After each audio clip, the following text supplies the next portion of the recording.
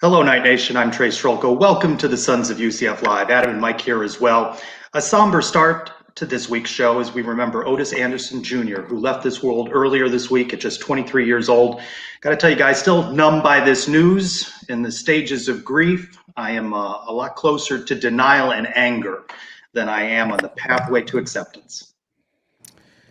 Yeah, Trace, it's been a really rough week, obviously, dealing with a lot of emotions, and it's really hard to put a lot of stuff into words. We're going to try our best tonight to do that and to honor Otis and to talk about his impact both on the field and in the community as well. But it's been a tough week. Words are hard this week for sure. So bear with us as we try to work through this. But we also want to hear from you too. Make sure you get in the comment section.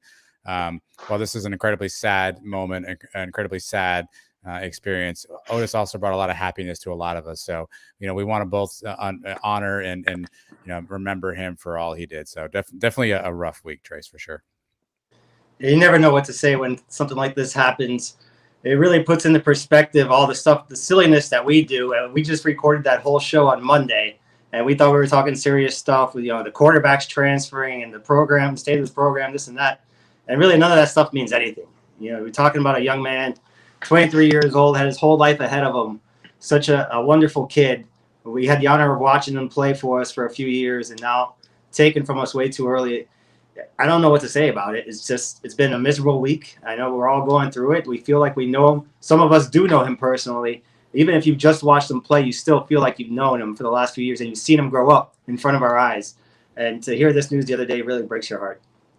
It has really brought the UCF family together. And Mike, you just said, honored to have seen him play, honored for the three of us to have spoken with him. I had many opportunities to talk with him in media sessions, one-on-one interviews through the years. And in those sessions, especially at Media Day, you don't always get a lot of time with someone, but in those moments, Otis always gave you his full attention and spoke from the heart. One of the last conversations that I had with him in person was at a media session, and when the recording ended and we were just sitting there talking a little bit, I said, in reference to his mom, who of course is very prominent on social media, the biggest cheerleader for her son, I said, usually it's the parents who scold the children for what they post on social media. Do you ever find yourself having to say, Mom, pipe down a little bit? And he just laughed, a bit embarrassed, but also very proud of how much his mom loved and supported him. And of course, a very difficult time for her and all of his loved ones, grieving as we all are.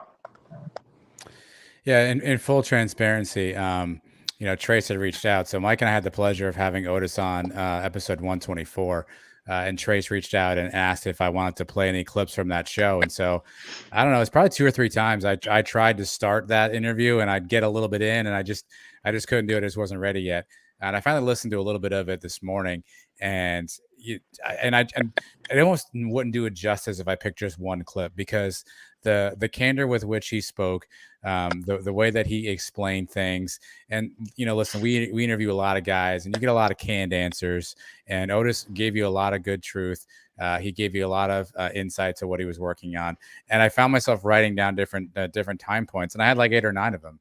And I said to myself, I couldn't just pick one. The entire conversation, if you're ready to do it, it may be hard for some. And so just, definitely keep that in mind. It took me a while to get through it as well. But it was just a great representation of Otis and the guy he was, and the honesty he gave. And, it felt like, Mike and I enjoy talking to these athletes, and it just felt like it was 3 friends talking. He was just, answering questions. We were joking back and forth. We do that silly rapid fire thing at the end of the interviews, and Otis was fantastic in that portion of it. So, while I don't want to claim that we knew him and we were best friends, you felt like you were his best friend after you had a chance to talk to him. Yeah, I mentioned that's my favorite thing we've gotten to do on this podcast is get to speak to the players and get to know them a little bit. And I love going over their careers, but that little rapid fire thing and just getting to know little bits about them personally, that's one of my favorites, because I really feel like we're getting to know the person. We're getting behind the scenes. And Otis was great, man. He didn't back down from any questions. You're right. We asked him some tough ones about some play calling with Heupel and this and that. And, he was honest with us. And it's like we knew him forever. And, I did listen to the interview today. And it was pretty tough to hear it. But I think give it a little time, and you go back and listen to it, and you'll appreciate the kid that he was. You know, he was a stand-up guy, and we're gonna miss him. You know, with such a young program as UCF's, we haven't really lost many athletes through the years, and certainly not many of this age. You know, most recent Eric Plancher, of course, but we didn't really know him like we knew Otis. And I'm touched by the remembrances that folks are sharing on their social media. It seems like everybody had a photo or a moment or a story with Otis, right? In a stadium of 45,000, an alumni base of more than 300,000. It seemed like he touched lives through what he did on the football field, but that he took the moments to sign an autograph, to pose for a photo. He was very accessible, and in that, his memory will carry on for a very long time. Yeah, he seemed to just get it, Trace, and understand sort of the role he played, and took that very seriously. And I was struck by that as well. As I saw a thread start of people posting pictures, and I kind of stepped away for a little bit because I just needed some time. And I went back, and to your point, there was just picture after picture after a spring game, you know, in the locker room, in the tunnels, at a restaurant, and there's Otis with his arms around a family, a friend, a kid, a parent, you know, an entire family. And then I saw somebody post a screen grab of a DM, and I had actually forgot about it, but I went to my DMs on Twitter, and throughout the years, I would just DM Otis just as a fan. Hey, great game. Hey, way to go. And he responded every single time. And I find it, you know, it's telling that he understood his role in Night Nation. And I would just say, hey, great game this week. And he would always write back. If it was one word, it was 2 words, you know, great. Hey, appreciate it. Thanks for coming out. Thanks for your support. And then after he graduated and we reached out for an interview, you know, we had a pretty good conversation via DM that I had forgotten was in there. So, and I saw more people saying that same thing, and it hit me. He just got it. He just understood, you know, the role he played, and he obviously took that very seriously. And I think that kind of shows you that the character of the kid that he was, and that's what makes, you know, anybody passing at this young age tragic. But that just makes this even worse because he was so accessible, and I think he just got it. And I don't think it's an accident that the outpouring of support from Night Nation is in large respect due to the way that he treated folks and the way that he made himself accessible to the fan base. You know, I often rail about how I don't like social media, this and that. I'm kind of an older guy now. But one of the really cool things about it is you get to interact with these guys. And Otis was big on social media. He talked, if you've never met him in person, you may have spoken to him through Twitter, or like Adam was saying, direct messages. One time he got into it with me because I was one of the guys that puts my sock and my shoe on the same foot first, and then I go to the other foot, and he was like, don't talk to me anymore, you know, but he's joking around. And it's just things like that. That's why you have so many people that are touched by this, because it's not only a guy that you've watched play, but it's a guy that you've talked to, a guy you've interacted with. And a lot of people, I have met him in person, and he's signed autographs for you, and he's taking pictures with your kids. So for all the memories we're going to remember, all the plays that he put out on the field, I think we're going to remember him as a person just as much, if not more, because of that. It's funny that you both say that you have those direct messages with him. I too do, and I looked through mine today, and I had most recently messaged him that his grandfather had passed away, and I shared my condolences. And as we know, just a couple of weeks ago, he turned 23 years old, and a life cut too short. It's nice to talk about the person. Of course, we're going to remember the plays as well. And Mike, you're so good at putting together highlight reels of videos and plays, and I know you've done that in memory of Otis. Yeah, we've been doing top 5 lists now on our show for a few weeks, and I thought, you know, we got to put together a top 5 list of Otis plays. He's had so many of them, and there were some that I had to keep off to only keep it to 5. But I think I narrowed it down to what most people would think would be his top 5 plays at UCF. Well, here we go. Here's Mike's list.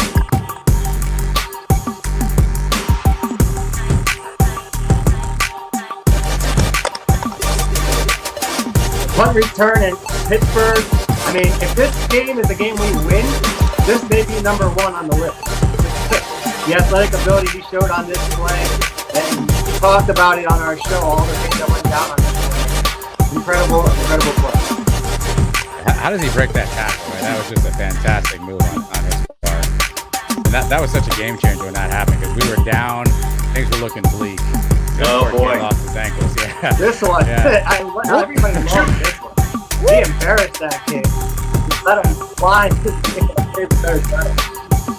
that was certainly one of the plays that he spoke so fondly of. Yeah. The Peach Bowl, man. In this whole run, the game against South Florida, the championship game, and in the Peach Bowl, he took touchdowns and he had huge plays. And this one tied the game for us. 2020 when Auburn came back and took that lead. Oh boy, another Of course, one. a lot of people may say this is their favorite, the Peace Out one. Against Memphis in the championship game, down 17, to spark the comeback that night. Huge play. And number one, I think for me, it's most the screenplay against the Blitz against the Cows. 2017, Warren I-4 to give us the lead late in the fourth quarter. That's when he really started to make his mark overnight. And I was listening back to the interview he did with us, Trace, and the peace out touchdown was interesting. We asked him about that. How did that happen? And it's a great anecdote. If you haven't heard it, again, go back and take a listen. He said that him and AK Adrian Killens had made an agreement before the game that whoever scored a touchdown, whoever kind of got a breakaway, or whenever you got in the clear, they were going to flash the peace sign. And that obviously he had the iconic play from that game, and he had the honor of a flashing the peace sign. And even that play against the Cows on Black Friday, he talked about how they hadn't run that play. That was not in the playbook for that week. It was something they obviously had, in the ready, and they had run kind of a cut screen earlier in the game. And Scott Frost decided to call that play kind of out of nowhere. And as soon as he, got to the flat, he realized this was his opportunity. And it's funny, he talks about as a true freshman, he didn't realize the impact he was having on the team, but it just kind of goes to show you he stayed ready, how humble he was, and the fact that, we could probably do a top 10 of Otis plays. The impact he had on the field was just tremendous. We talk about versatility. He was a Swiss Army knife. He was the first utility player. I remember when the Heupel's first depth chart came out, it was utility, and we all went, what is that? How is that going to work? And you referenced it earlier this week, Trace. He sat in special teams meetings. He sat in running back meetings. He sat in receiver meetings. He told us in that interview he never really got a practice period off because he was someplace doing something. And the fact that the telling thing is, I think Mike had asked him the question is, how did you become a punt returner? Did you want to do that? And he was like, I didn't want to do punt returners. It found me. And I think that just kind of encapsulates what Otis was about, that the team had a need, he had a skill set, and he stepped up and, he took on a new challenge and learned a new skill. And, we saw the punt return against Pitt. You know the talent he had when he had the ball in his hands. The only player in UCF history with 2,000 rushing yards and 1,000 receiving yards. And it started in that Navy game. I could have picked that first touchdown in the Navy game, which really sealed the deal in 2017. That was a very close game there to the end. And that's when he started breaking out. From that point forward, in that freshman year, he was a big part of the offense, making plays as a freshman, true freshman, with the impact he had. And then the whole career was just incredible. And it's funny, in those messages that I exchanged with his mom, oftentimes she would grumble about perhaps the way he was being underutilized, right? That's something we spoke about. We saw other ways that he could be utilized. He was just that sort of talent. Yeah, and that's the thing about it is, for a 18, 19, 20-year-old kid, in that same conversation, we asked him that question. I think Mike directly said, hey, you didn't get on the field that much this year. And his answer was so fascinating. He basically said, that was a year of growth and maturity for me. And I grew up a ton that year, and I went back to work that off season. He said he rebuilt his body. He did a lot of things to get himself in better shape. And in today's day and age, Trace, Mike, you guys know this, kids don't get a chance to play on third down, and you know where they are the next day, then the transfer portal. And Otis talked openly about, hey, after Scott Frost left, I thought about it, but I knew that I wanted to be here. And after maybe not playing as much in that season, he could have easily said, no, I want to go. But instead, he went back to the gym. He dedicated himself to a new workout. He rebuilt his body. Kids aren't doing that these days, man. The portal's got like 100 people a day. And Otis turns back and says, hey, let me get better myself. I think that just shows you the kind of character he had. Yeah, Knight forever, Knight for life, this guy. Just incredible work ethic. We've seen it on the field. We've seen it in person. It's just it's a shame, man. I don't know what else to say. Night Nation going to come together at the stadium on Saturday for one last night walk, Saturday at 5 p.m. Not quite sure what that's going to involve, but remembrance and respect for Otis and his family. Funeral services already planned in the Jacksonville area Monday and Tuesday of next week.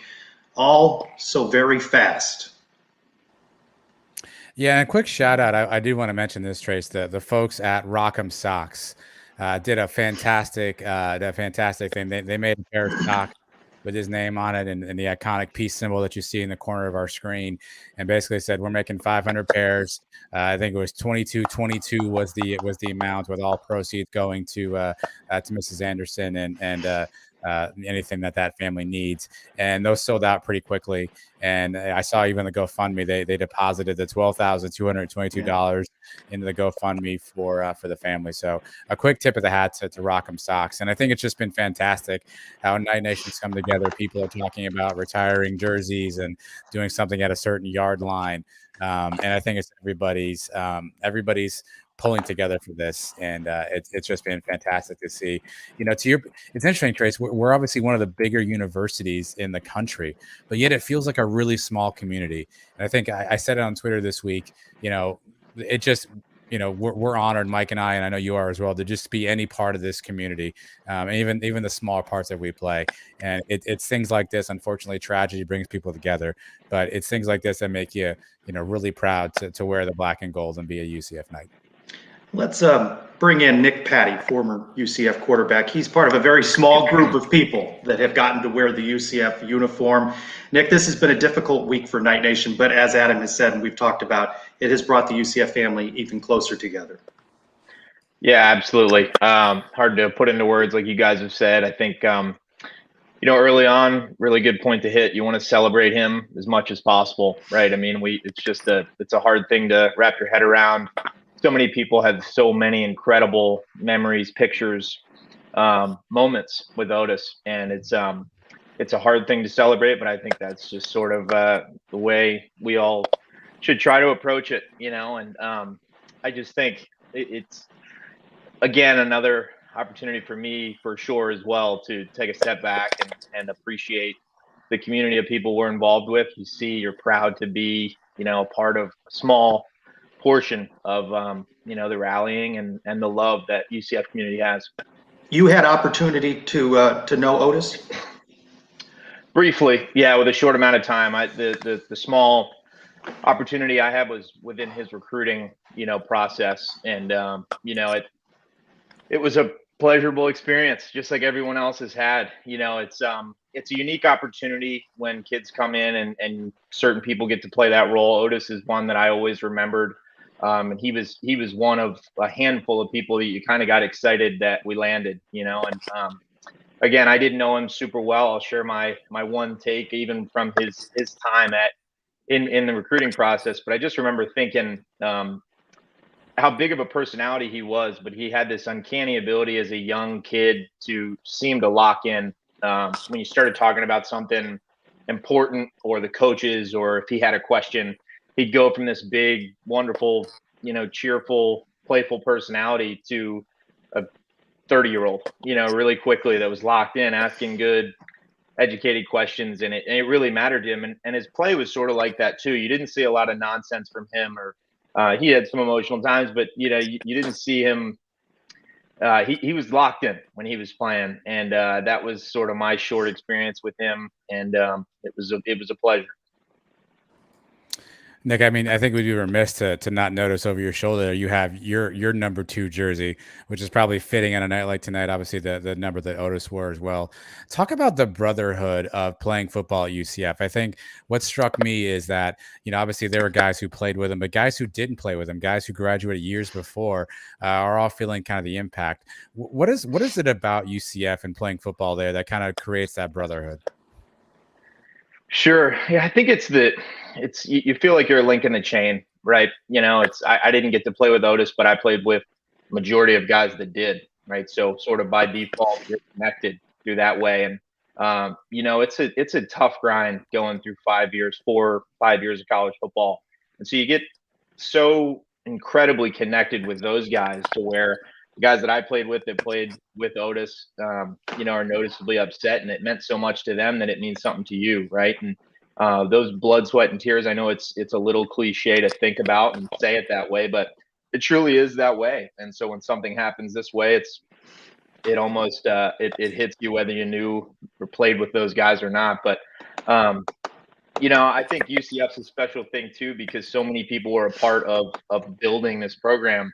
Trace mentioned it earlier, how young we are as a program, and it's guys like Otis that have made us take huge leaps and bounds quickly lately. And I think the Brotherhood is so strong because so many of us feel like we played a small role, and it's growing so rapidly that it's hard not for that to grow a little bit. But Otis Anderson will go down as a guy that played a tremendous role in our last 5 years of uber success and really jumping onto the national stage. And he was one of a handful of guys that were in the Big 12 because of, and he played a major role. So he's a huge part, and I think will be a huge part of UCF athletics moving forward. We've seen lots of different ways to commemorate players. In the baseball team, they use the Skinner jersey and they pass it around to the best player on the team that week. People have talked about putting the peace sign on the 2-yard line and things like that. What do you think we can do as a team, as a program, to remember Otis and make sure this doesn't get forgotten in a year or two, and something that we can keep his memory going on for a very long time? Sure. Yeah, I think those things sort of happen naturally. I love the peace sign. I think that is one of the cooler things, that you can sort of pause a moment in time that was such a huge, moment for the program, but certainly Otis specifically. And you could sort of bring back all those emotions for everybody by, keeping that peace sign alive. But I'd love to see UCF do something sort of above and beyond any sort of symbolic commemoration, maybe whether that be in a foundation in his name, maybe a scholarship, things along that nature that are a little bit more unseen on the field. But I think that what a tremendous opportunity that UCF athletics has to, honor his legacy and his memory moving forward. But I love the peace sign. I think that is such a cool way to kind of pause him in a moment in time. But it would be really cool to start a foundation for whatever the cause may be. But what a cool way to commemorate him.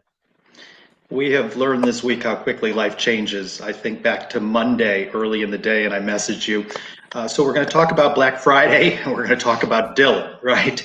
And those become very inconsequential as the week goes on, but we will talk about them as we transition in the show. The Black Friday win gives the Knights an 8-4 record, and they don't get to last with that for very long, and it's overshadowed by the anticipated Dylan Gabriel announcement. When you heard the news, what went through your mind? His announcement that he's going to enter the transfer portal. Yeah, it's sort of a strange feeling. I don't think anybody saw it coming, but just with him not playing the majority of this year, it's sort of fitting, right? And kind of sort of talked about it earlier. Not a lot of kids have a lot of perseverance nowadays. And Mikey playing well this year, new staff coming in. It seems like any excuse that you give to people nowadays, they sort of take it and run. And I don't mean to sound hypocritical because I transferred after a coaching change. So I fully understand sort of what that process looks like. Number of things run through my head. He's such a talent, and he's a hard kid to go and replace, and we all know that. I think that it's an opportunity for UCF to maybe get someone that Gus feels fits his system more. I think whenever this kind of thing happens, it's not because Dylan just woke up one day and decided. I mean, I think there's writing on the walls that people that are as mature as him and as tenured as him can see, right? So that's done on the coaching staff part more than, or maybe more than the players, right? And so it's an opportunity for them to go get someone. I hope they either had someone in mind that can be a short-term fix while they recruit their perfect kid, or maybe they just have that much confidence in Mikey that they feel like he can right the ship until they find their guy. Now, Mike vowed on the podcast this week that he just wasn't going to talk about Dylan Gabriel anymore. And here we are now, 25 minutes into the Thursday live show, and we're talking about it. Adam, you mentioned during the podcast that I had reminded you that we did a one-on-one. I did a one-on-one 3 months ago with Dylan Gabriel during media day, and I went back and watched. It was about 5-6 minutes, and pulled a couple of clips. And I thank you. If you'll run that first one, I give you a little glimpse of Dylan Gabriel just 3 months ago. I love it here. I love this university. I love the people here. That changed. There's also something else amidst the DG, the brand that Dylan said that he was focused on, of course. There's only one stat I care about, and that's the W. I don't look into the stats. I don't look into the awards. It's not something that fuels me or motivates me. Adam, your thoughts? Certainly seems interesting now. Nick, I guess the question is this for you. So obviously after somebody leaves, there's always all rumors that come out, right? Everybody starts talking about their perspective, and Dylan faced a pretty severe backlash, I think, from Night Nation. Whether all that's true or not, I mean, that's not for us to decide. But what I do think is interesting is put that in the shoes of Mikey Keene. So imagine all this stuff is going on behind the scenes, and there's a quote unquote drama with Dylan and what he's doing. How much does that then make you impressed with the season Mikey Keene put on, being a true freshman? Gus Malzahn told us he hasn't been fully healthy the last couple of weeks, and with some of this behind the scenes drama. Can you put in words how impressed you might be with a Mikey Keene if all that stuff was true? Hugely, in a major way, right? And I think, not to take away from maybe him being more mature than we would think at a young age, and a not so tenured guy, but it's almost one of those situations too. If all that stuff is right, that you sort of want a young guy that doesn't know any better in there, that is just learning. He doesn't have any other experience, right, on how it's supposed to be. So it's almost as if you're unfortunately going to go through those things, you want a guy that's and I'm certainly not calling Mikey dumb, but just sort of too dumb to know any better, right? And so nevertheless, an incredible way. Some of the games that we've faced this year, and some of the opponents, some of the defenses, and the way that he's stepped up, I think, and not just Mikey, but the entire rest of the team, right? What a toxic environment to be in. And I've been in that environment before with coaches that seemingly just continue to step on players' feet. And, it's an incredible thing when guys can push through. It's an incredible team when a team can push through. And that's a testament, I think, to the assistant coaches and the guys that are in those position rooms, and Mikey specifically. But, I think we're going to see a lot of growth from him. He's a young dude with a lot of growth, but a lot of talent, and so nevertheless, like we said, DG is a huge talent, but it'll be interesting to see where the QB room goes. Some of the NIL stuff and all that, it blows my mind that could be, especially the opportunities you could have in Orlando. That seemingly will be a recruiting tool for us moving forward. In my opinion, it's funny that there could be anywhere else to go, especially Oxford or wherever he's headed, that those opportunities could be better than they could be in Orlando, regardless of school exposure. But that's just my opinion. A quick follow-up. Much has been made about Dylan not quote unquote mentoring Mikey Keene, not really spending time with him. How much is that overblown? Like, how much in this scenario do you think Dylan's support for Mikey would have mattered or changed it? Relative only because they both were in the offense for the exact same amount of time. It wasn't like Dylan was in this system for 2 or 3 years. They both learned it together. Do you think that's a little overblown, or do you think there's some credence to the fact that maybe Dylan could have done more to be a bit more of a mentor, more of a sounding board, or an ear for Mikey Keene? I think it could possibly be overblown, in my opinion. And you hit the nail on the head. It would be my first thought is arguably Mikey's got more experience in this offense than Dylan, so but I think where Dylan could have played a bigger role, if that type of thing is true, defenses are defenses, opponents are opponents, breaking down film, preparing for games, things along that nature is where really you need the most help as a young quarterback anyway, right? So I think if those things are kind of not blown out of proportion, and that is the true nature of their relationship, then that's where he could have played a bigger role and a much, much larger role, and not necessarily teaching him the offense, but getting familiar with guys, how to, prepare with your receivers, how to prepare with your running backs, O-line, just that kind of stuff, because Dylan has the experience there, and that's where it really pays off. But that's tricky business, but it would be really unfortunate if that was all extremely true, but I think it can be blown out of proportion a little bit, especially you got a guy that's hurt and maybe checked out a little bit. There's a possibility that Mikey wasn't looking for it, right? Because what we know about the locker room is guys talk, man. Guys know things. Guys know people are checked out. People are going to transfer. And so that could have very well been kind of shut off in Mikey's mind. And I know nothing that anyone else knows. I'm not doing that. But, you just never know the dynamic of exactly where that stemmed from. It's been a season of ups and downs every week, right? What's the biggest positive we can take from this year, and what do we need to improve on most going into next year? Yeah, I think the biggest positive is that you need to come out with an 8-win regular season with a true freshman quarterback that you didn't really see that coming. You see your guy go down early with a tough loss, and you just never know where that's going to lead. You back that up with a Navy loss. You see him bounce back, though. I think there was a ton of positives. You see, I know this isn't a major positive, but I think there's a ton of room to grow on the recruiting trail. I think that there's a ton of room for guys to come in and make a major impact next year. And I think that's a positive to see that we could be as effective on offense as we could and, really get better on defense. I think that was a major positive. You saw as the year went on, I think we did improve. And their defensive scheme isn't the most, complex, but learning any new scheme is, right? So I think a major positive is you see some of those defensive leaders step up. You see some playmakers start to rear their head. So going into next year, I think our defense is kind of primed and ready to have a couple playmakers on the edge, our DBs to step up a little bit. And ultimately, I think we can add some playmakers. I think the biggest thing that we need to improve is up front on both sides of the ball, really, but offensive line maybe being a major key. And not to say from a talent perspective we didn't have it. I just don't think those guys performed all that well. And I don't know if it was a scheme thing or if they just weren't comfortable. But I think that they can improve some things up front. And Nick, I'll wrap up with this. Fair to say that the 2022 starting quarterback may not yet be on the roster?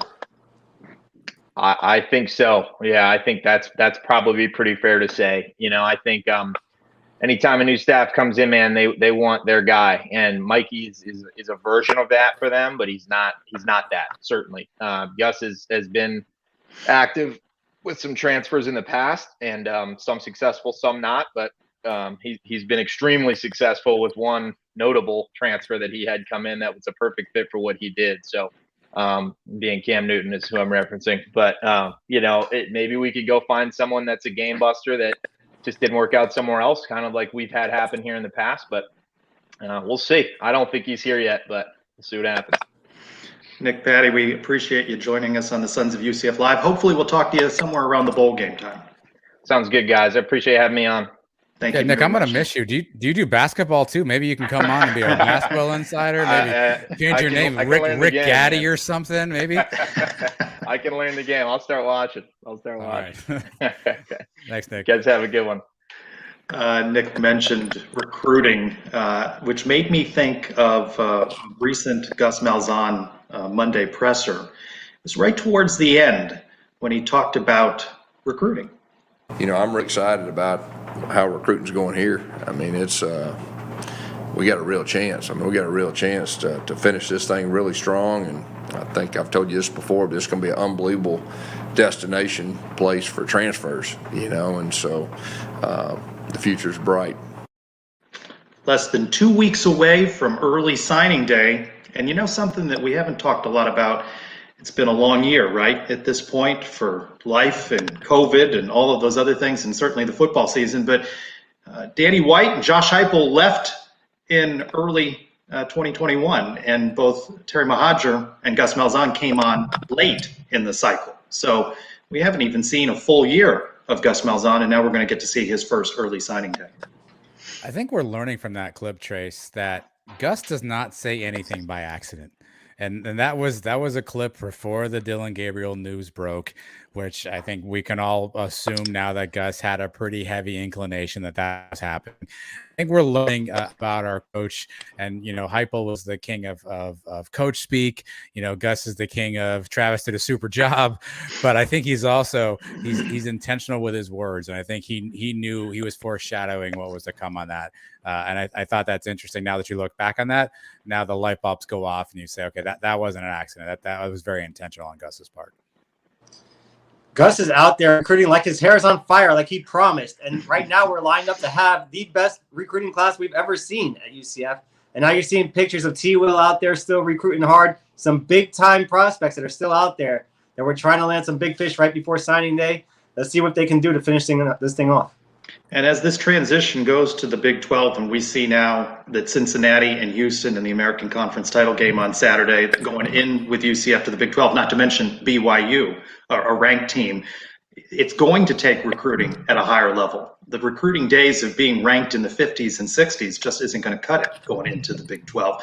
Mike, you asked on your Twitter handle about those pet peeves of yours, which a couple of them, admittedly, because I know they're your pet peeves. I mention them week in and week out, like bowl projections as we come to you on Thursday. Some rumors that UCF might be in that Gasparilla Bowl over in Tampa, maybe against the Gators, but no official bowl announcement. As we get closer to Sunday, you wonder if maybe things have got to shake out in Saturday. But USA Today now has UCF against Florida and Gasparilla, as does the Action Network, which for the longest time had UCF in the Hawaii Bowl. Still some mentions that maybe Birmingham or the Fenway Bowl are in play. ECU now going to the military. Mike, you just can't wait for bowl projection season to end, can you? Sunday around noon, we'll know for sure which bowl we're going to. That's all I need to know is the actual final destination. But I booked my room in Tampa just in case. Refundable room. So if we're not in Gasparilla Bowl, I can get my money back. But if we are, I'm ready to roll, baby. If we're playing the Gators, let's do it. Thursday night, 7 p.m. in Tampa. That's the best possible matchup and game I think we can ask for as fans. If the University of Florida agrees to such. Yeah, they're going to pull the rug out from under us. It's not going to happen. Either we're going to be playing like Virginia in that game or we'll be sent to Fenway. Something fishy is going to happen, which is why I booked a refundable room. Did you book rooms in Birmingham and Boston? No, those days are not going to work. This day is perfect. I don't work the next day. It's a couple-hour drive from the house. That's probably the only one I can make. As we discussed last week, UCF conferring with you, trying to understand what works best for your schedule in the planning of their bowl. Right. So that's good. And I haven't told the wife yet, so I don't even have permission. So we'll see if I can even go. Thus, the refundable room has been booked. A couple other news and notes from the week. Big Cat, first team All AAC, only member of the Knights on the first team. Started slow, then led the team in sacks. Couple of names going to that transfer portal, wide receiver Kevin Ahmad and offensive lineman Mike Lofton. Not many sniffs on the field for them in their time with the Knights. Yeah, Ahmad was interesting because he was a speedster, a track star, and you thought maybe if he got on the field, he would make a play. I think he had one catch in his UCF career, if I had that right. So he was somebody who was always interesting. I know he played a bunch on special teams. That was something always interesting. But really quickly, Tatum Bethune robbed. I mean, he should have been a lot higher on that AAC award list. He got jobs this year. Yeah, guys like Mike Lofton, they put their time in here, and now they're just going to go somewhere where they can get a year of playing time. But it's expected to lose guys to the transfer portal, especially this time of year. You like to see guys be straightforward with you, and if they know they're leaving, then go ahead and do it. But we're going to get our own guys in the transfer portal ourselves, so it all evens out. Another one of your bugaboos, Mike, or watch lists. Long snapper Alex Ward, a finalist now, one of three for the Patrick Manley Award for Best Senior Long Snapper. It's okay, right, that we mention when he's in the final three, not when he's one of 56. Right, yeah, I don't mind this. This is the end. You're telling me the finalist? That's okay. When you tell me on August 15th that every long snapper is on the list, then, I don't get as excited for it. But Alex Ward deserves it, man. He's had a hell of a career here, too. I hope he wins it. Got a good chance. We saw in the art time the preparation that he puts in. I thought that was one of my favorite parts, just how much time he puts into studying his craft. I just want to understand the measurements for the long snapper of the year. I understand, like, Biletnikoff is catches, maybe Heisman is what's the metric that's used to determine. I hope Alex Ward wins. By the way, we've had a history. I think Mac Loudermilk was the holder of the year one year, so our specialist group is unmatched in terms of award winning expectations. But I don't know the metrics on this one. So. It's got to be the guy that didn't screw up at all. If you're a long snapper, your job is just get the ball back there clean. And if you're Alex Ward, go down there and recover a fumble or make a tackle. That's going to be a selling point. That's going to be a selling point for Alex. He needs to put that one on a little highlight loop for the judges in this. We got a little fun, actually. Hold on really quickly, guys. Jim John, I don't know who that is. A little trivia question. What is the highest rated recruiting ranking UCF ever got? Yeah. Would this be the highest ranked class UCF? This would be. If it holds, of course. Yeah, this would be. I think it was 2010 or 11 was the highest one prior to this. But yeah, this would pass that. I think that was in the high 30s, if I'm not right. If I'm not wrong. That high? I didn't know we had one in the 30s. Maybe low 40s. I don't know. I like Jim throwing Mike a question Mike not prepared for. I like that. Jim has watched tables of turn, Jim. I appreciate the show before. Men's basketball last night falls to number 21 Auburn, 85-68. Darius Perry with 18 points.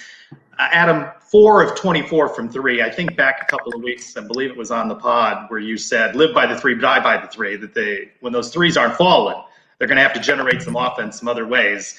They went through stretches where that wasn't happening. Yeah, I mean, it wasn't really hard to analyze this game. Auburn made shots. We did not. They made a lot of timely threes. That crowd was really energetic. It made you really kind of think through how could we transform Addition Financial Arena to that environment. Auburn's invested in moving the students down to some of the best seats in the house, by the way. So they're right courtside behind the across essentially from the benches. And that crowd was into it. The players were into it, and UCF hung around for a while. They were within 3 or 4, and then Auburn would make a 3 and they'd cut it back. But they put the gas on, and really the challenge, Trace, is we had no inside presence. I mean, they had a 6'10", 6'11" kid who was just dominating us down low. Bakke wasn't really able to do much down there. CJ Walker wasn't able to do much. Jamil Reynolds, cobwebs came off. He got in for a while, but he didn't have much impact, and it got off the rails in a hurry. But we were in there for a while. But if you're going to go 4 from 24, you're going to have a lot of long nights, my friends. Yeah, Walker Kessler. I had nightmares about that guy last night. Darren Green, did he hit a shot, a 3-pointer at all last night? I know he started out like 0 for 6. Let's ask Jim John. Return the favor to Jim. If you're still watching, can you answer Mike's question about? And Darius Perry, yes, he put some points on the board, but there were many times that he went to that basket just to me a little too out of control, and we had a bunch of turnovers that way. So this was going to be a tough one to win on the road. I don't think many of us expected us to win this game, but now we got to move forward. We got a couple of more big ones left before we get into conference play. Florida State coming up. We got Michigan, so we can pull one of those off. We'll be in good shape. So no warming of the seat for Johnny Dawkins after a 4-2 start. No, yeah, I like the way this team's playing. I like a lot of pieces on this team. We just got to start hitting our shots. If we're hot, we're hot, and then we're going to be really tough to beat. If we're not hitting our shots, then it's going to be a long night. And I will say, Trace, I know you were at the Oklahoma game. I mean, they played really well against Oklahoma. Oklahoma, I think, had too much size in the end, and just a couple of miscues for UCF. So you like what you saw in that game. It was kind of a rock fight for a while there. It was sort of a half-court battle. But UCF's at its best when it can get out and run. It can make plays in transition. And if teams are going to force them to play half court, we've got to figure out a way to adapt to that. And if we're not going to hit shots, if we're going to go 4 from 24 from 3, how do we work an inside game? How do we get guys open for easy shots? I think that'll be where, if this team matures and does something, and we have a question later on about our tournament chances, I think we need that to really improve. But I thought the Oklahoma game was nice. I thought the crowd was good, Trace. I know you were there. What'd you think of the crowd and the energy for Oklahoma?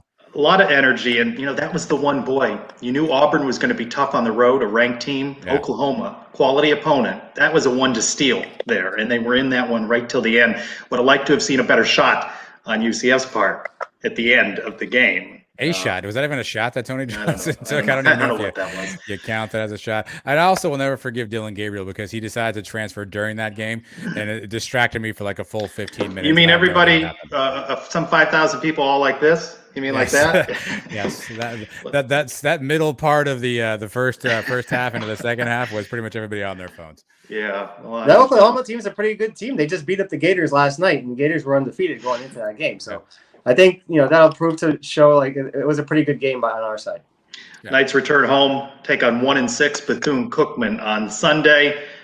But as Mike mentioned, Michigan, Florida State ahead. And, perhaps some teams, I think Houston, I think Memphis may have seen a way to beat the Knights. Knights now going to have to figure out how to turn around some of those deficiencies that they showed at Auburn. Going around the kingdom, women's basketball just ended. Late, they beat Arkansas 52-51. Beautiful diamond battles bucket with just a few seconds remaining. Knights improved to 6-1 on the season. This was the first opponent, by the way, that they have given up more than 51 points. So tight defense for Coach Abe. And good luck to volleyball. Volleyball NCAA tournament. They are out west in California. They play Pepperdine Friday night, 7:30. And win that, and they play the winner of number 13 UCLA and Fairfield on Saturday. All kinds of awards for the Knights this week. McKenna Melville, AAC Player of the Year. Amber Olsen, AAC Setter of the Year, returning for another season next season. And Todd Dagenet, AAC Coach of the Year. All well-deserved. But this is one I can hear J.P. Gilbert readying a warm seat for Coach Dagenet.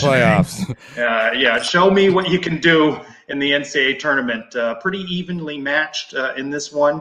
Knights have a chance to come out with the victory. Tough one would be if they were to face UCLA on Saturday, but got to get by the first one on Friday. So it's not trying to turn you into Eric Lopez or anything, but were you surprised that UCF got shipped all the way out to the West Coast? Certainly. It had not been since the late 90s that they had left the state of Florida. Most of these are going to be at Tallahassee, Gainesville, or Miami, and this has been a good year for volleyball across the state with a lot of top 25 ranked teams. So yes, but I think it's also a good thing too. I think the UCF volleyball stature has certainly climbed, more of a brand name in the sport than it had been before. So I was surprised that they went out west. Thought maybe even they'd go to Georgia Tech or just stay in the South somewhere for travel costs and the like. So good luck to the Knights. I'll be watching on Friday night. Got some mailbag questions that we want to get through. At PDP Gauge with a late one today that I saw in my Twitter feed. Any chance Gus held DG out to give more reps to Keene since Gus knew he was transferring? And, that does beg an interesting question. When did Gus have a sense? Because, when you watched him in the Monday pressers, there was a brief, hey, Dylan's out there practicing, a little bit of joy there, and you saw it a little bit in our time, and then he turned colder to, he's not feeling well, So there was a moment, right, when he had a greater sense. Yeah, this will be a great historical 30 for 30 short at one point. What did Gus know? No, and when did he know? Gus know it, right? I think that's where we need to know here. I suspect that Gus could tell, and Nick kind of referenced it earlier, guys in the locker room talk, guys understand what's happening. I suspect Gus had inclinations pretty early on that maybe this was where Dylan was heading. I don't know if Gus was trying to set him up a little bit, see what happens. I will say this. There was an article published on, I think it was 96.5 The Game, and I don't know or 96.9, The Game. I don't know who wrote it off the top of my head. It was kind of bitter. There was a reference in there about Dylan asking to play and Gus holding him out. It was unclear if that was a sourced quote or sourced information or if that was a speculation. So I don't know how that goes. Ultimately, I lean more towards Dylan was just not ready to play and at some point said, hey, I'm not going to go out there. And Gus, in my opinion, was doing the stand-up thing and trying to protect his player at the time. Not only protect his player, but he doesn't want to throw his players under the bus, especially with guys coming to him in the transfer portal and recruits. And that's not the way he's going to handle things. Mike, at PROF Buttons, BUTTONZ, Gus really handled the DG situation well. What do you think he really thinks about it? You're the kind of guy that likes to speculate maybe about what Gus would be thinking. The other part about this question that I like is also, do you think we can use the huge revenue generated by Sons of UCF Inc. to buy off our next quarterback? Yeah. Would you guys like to share? There's apparently a big revenue stream in this I was not aware of. You see that I have like paper clips holding up these banners here. There is no wedged higher in the record. corner, by the way. This isn't even hung. By the way, reference that, would you, Adam? Yeah. Oh, your new decor. If you heard the top 5 this week, I got a chance to meet Nelson for the first time. Nelson, long time, and this was the sign him and Libby held at College Game Day, which obviously says "Say Golden Knights one more time," and he wanted to donate it to us as part of our backdrops, our studio. So Nelson, Libby, appreciate the sign there. Makes a nice, fancy backdrop. A good addition to our back facade situation. I need all the help I can get back there. So, Mike, what do you think? What did Gus really think? You've gone one-on-one with him. Oh, come on, tell us. He cannot be happy with Dylan Gabriel, obviously. I mean, the guy basically quit on the team. He came into this season thinking that he had a very good quarterback and he's going to compete for a conference championship, maybe even a shot at the playoffs. And he's got a guy that backed out in the last month of the season, didn't want to play a rivalry game, he's not going to play in the bowl game. He's not thrilled with Dylan, I can tell you that. He's not going to make it public, but he's not happy with him. I'll tell you, blatant product placement time now. I'm going to take a drink out of my new Sons of UCF Yeti that you're putting your revenue stream that you're generating. So are you buying off any quarterbacks? If anyone's interested, I mean, give me a call. I will say, I think our listeners do a great job of trying to make a comment that makes me laugh on screen. I think Robert has won that one for tonight. Got to spend that paper and lace boutique money somewhere.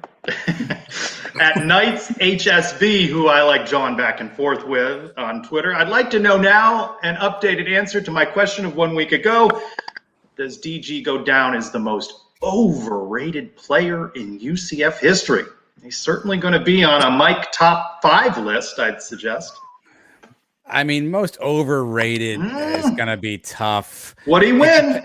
It depends on how you want to term this. And, you think about a guy like Cordarian Richardson, who was supposed to be this 4-star running back who was going to be great. I think he had all of like 10 carries in his career. So it depends on how you want to define this. I will say he put up a lot of stats, and you could argue in Heupel's offense, anybody puts up those stats. But then we saw how the offense changed from Dylan to Mikey, right? We saw how things were a little bit different.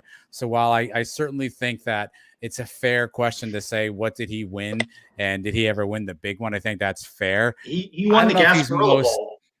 That's fair. If he won this year's Gasparilla, it'd be big news. I don't know if it's fair to say he's the most overrated. He may be in the team picture, but I don't know if he's the most overrated. Mike, I need a top 5 list Monday on the show.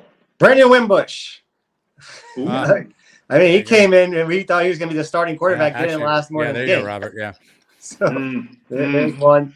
There's been a few. So I don't know if he's the most overrated. The kid is a talented kid. Let's admit it. Let's not pretend like we were insane for the last 2 years. He throws the most beautiful deep ball we've ever seen, because he does. But it just rubs you the wrong way that he's leaving. So I'll put him on one of the most overrated lists, I guess.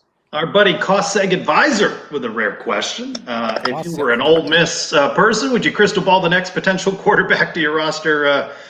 Likely being Dylan. This one fascinates me, Trace, because Ole Miss, right? So Arch Manning, the son of Cooper Manning, obviously the nephew of Peyton and Eli Manning. He is the highly touted quarterback prospect for 2023. The Mannings have a legacy to Ole Miss. Everyone's dying to have Arch Manning go to Ole Miss, right? Which really means that if he picks Ole Miss, Dylan's got a 1-year gap here, because if he gets Arch Manning, he being Lane Kiffin, to go to Ole Miss, then you've got a quarterback competition between a transfer Dylan Gabriel and the prodigal son of the Manning family coming in there. I don't think Dylan wants any part of that conversation, in my opinion. So he's got a 1-year gap here really to make himself better. And here's what's interesting. He said to you in that quote, "I'm not about stats. I don't care about stats." But in some of the commentary his dad gave, he said something to the effect of going someplace he's comfortable in a P5 program where he's better fit for the offense. So this is going to be interesting to see what happens. Does Dylan want to grow as a player, or does he want to just put up a lot of stats? If he wants to put up stats, then folks in Oxford, folks in Knoxville, do your flight, tracking. But if he wants to get better as a quarterback, does he go someplace different? I guess we'll see. But That Ole Miss, I don't know that's a slam dunk because Arch Manning is lurking, and if he gets to Ole Miss campus, Dylan Gabriel is not going to mean anything to those people. Well, and he'll be completely overshadowed, and the fan base will want Arch Manning socks. 3-1 Arch Manning socks. They will want Arch Manning. We got quite a few questions, Mike, at UCF 90, at Dare Zim, at Operator Gus, asking about transfers, mentioning Bo Nix, the Auburn quarterback. By the way, Nebraska's quarterback, Adrian Martinez, entered the transfer portal today. How many quarterbacks over the last 48, 72 hours have entered the transfer portal? Quite a few. Any names stand out to you, Mike? Somebody that you like the potential of Gus adding to the mix? Bo Nix makes the most sense if you think about it. He played for Malzahn, knows the system already. So you would think that would be the easy fit to just put him in here. He's an older guy with experience. That's the first name that comes to mind. The player that I would like to see, that I don't know if it's going to happen, and it probably won't happen here, but what I saw at Anthony Richardson kid in Florida, he fits Gus's system. He looks like a Cam Newton type kid. So that's something to keep your eye on. We have no clue. I don't think anything about Adrian Martinez. The times I've watched Nebraska play, he did not look good to me. So no thank you on that one.